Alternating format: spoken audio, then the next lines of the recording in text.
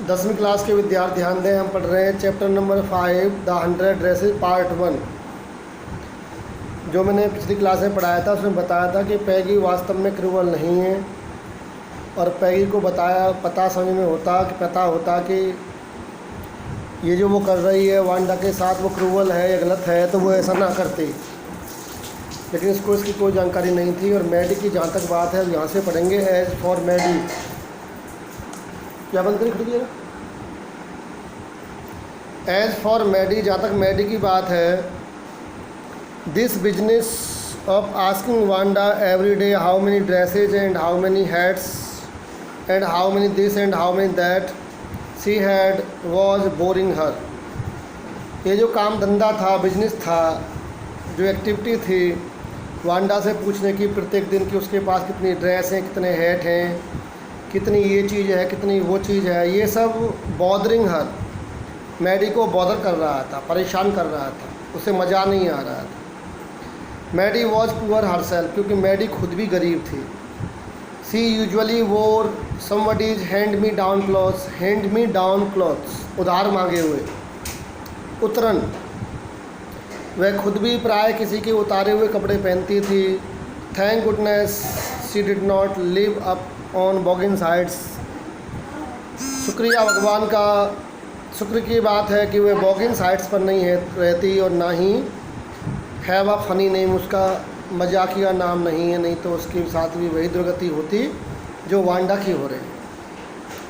Sometimes when Peggy was asking Wanda those questions in that मॉकिंग polite voice, कभी कभी जब पैगी पूछ रही होती वांडा से ये सारे प्रश्न हंसी मजाकिया पोलाइट वॉइस में, तो मैडी फेल्ट एम्ब्रेस्ड, मैडी भी एम्ब्रेस फील करती, बुरा महसूस करती, लज्जित महसूस करती। And studied the marbles in the palm of her hands, और कंचों को अपनी हथेली में ऐसे महसूस करती, यानी परेशान होने से मतलब है। रोलिंग दैम राउंड, उनको रोल करती, अपने हाथ में घुमाती। एंड सेइंग नथिंग हरसेल्फ, और अपने आप से कुछ भी नहीं कहती, यानी टेंशन में रहती थी। Not that she felt sorry for Wanda exactly, इसका मतलब ये बिल्कुल नहीं है कि वह उसे वांडा के लिए कोई बहुत दुख था। She would never have paid any attention to Wanda if Peggy had not invented the dresses game. वास्तविकता ये है कि उसने वांडा की तरफ इस बात पर कोई ध्यान नहीं दिया होता यदि पैगी ने ये ड्रेस वाला गेम इन्वेंट ना किया होता, ड्रेस वाला गेम ना खोजा होता, क्योंकि ड्रेस वाला गेम घुमा फिरा कर उसके ऊपर भी लागू होता है। डर किस बात का है? But suppose Peggy and all the others started in on her next, कहीं ऐसा ना हो पैगी और दूसरी लड़कियां अगली बार उस पर ही हमला शुरू कर दें।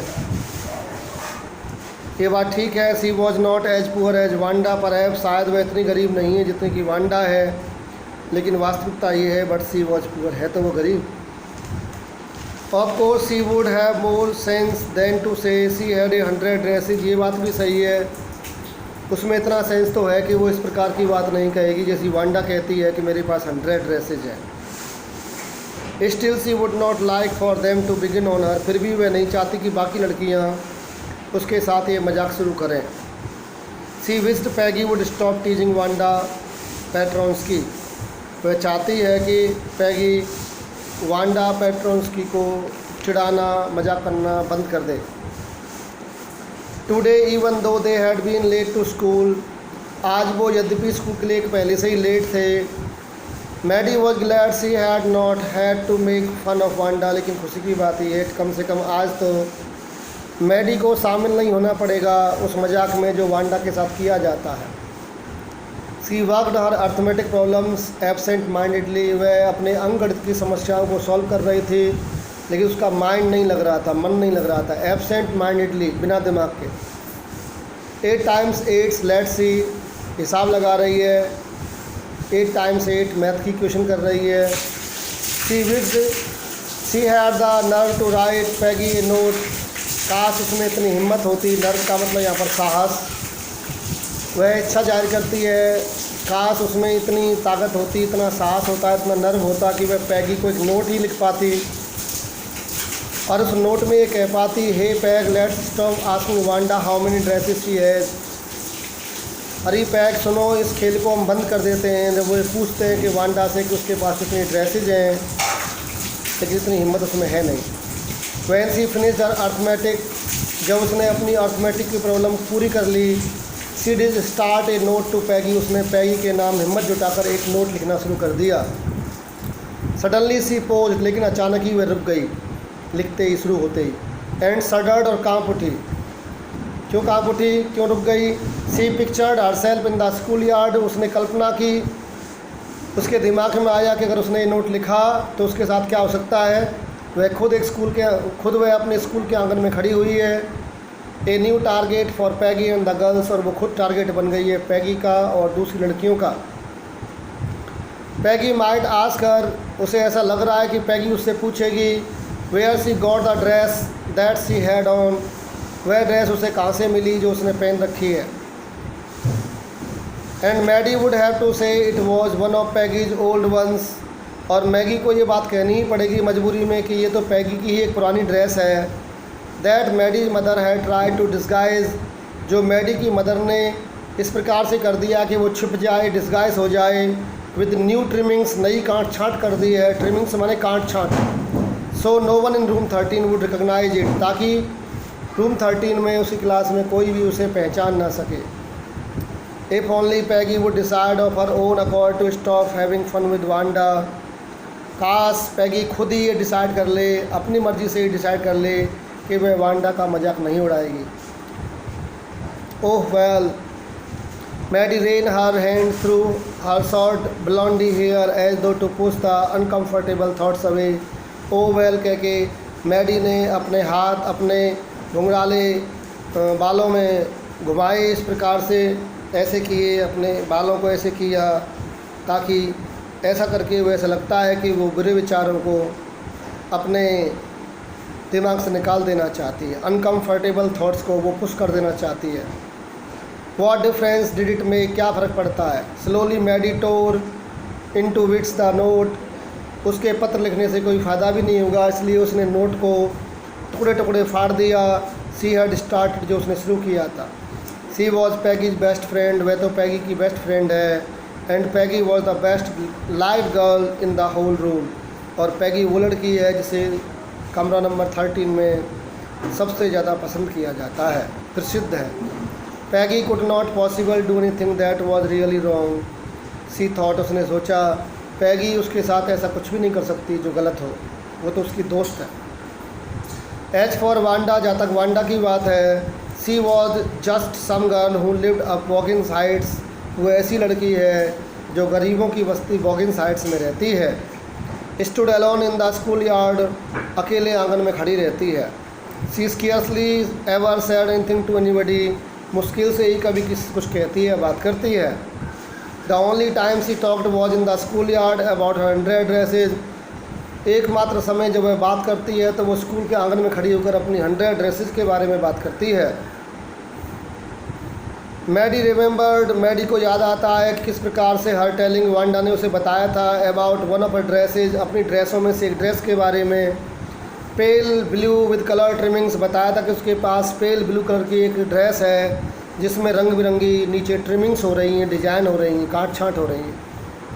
And she remembered another that was brilliant jungle green with red sash, और एक ड्रेस के बारे में उसे याद आता है जो वांडा ने बताई थी कि उसके पास बहुत ही चमकदार जंगली हरे रंग की ड्रेस है जिस पे लाल रेड सैस, लाल रंग के बीच बीच में धब्बे हैं।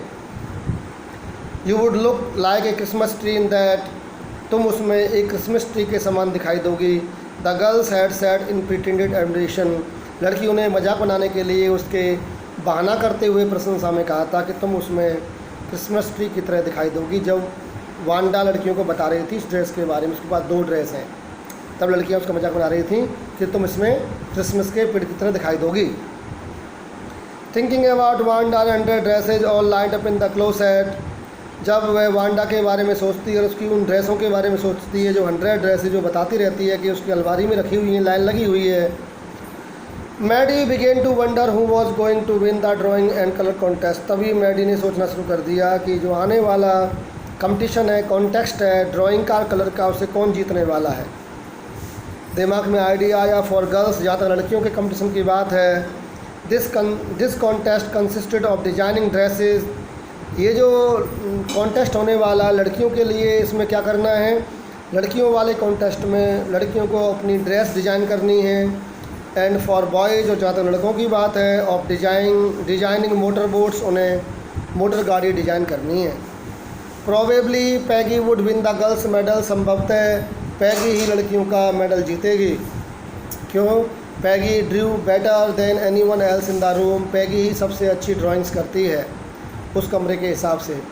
Eight least that's what everybody thought, कम से कम हर बच्चा यही सोचता है, हो चाहे जो भी। She could copy A picture in a magazine, वह बड़ी आसानी से किसी मैगजीन से भी पिक्चर को कॉपी कर सकती है। और सम फिल्म स्टार्स हैड, किसी फिल्म स्टार की भी कॉपी कर सकती है।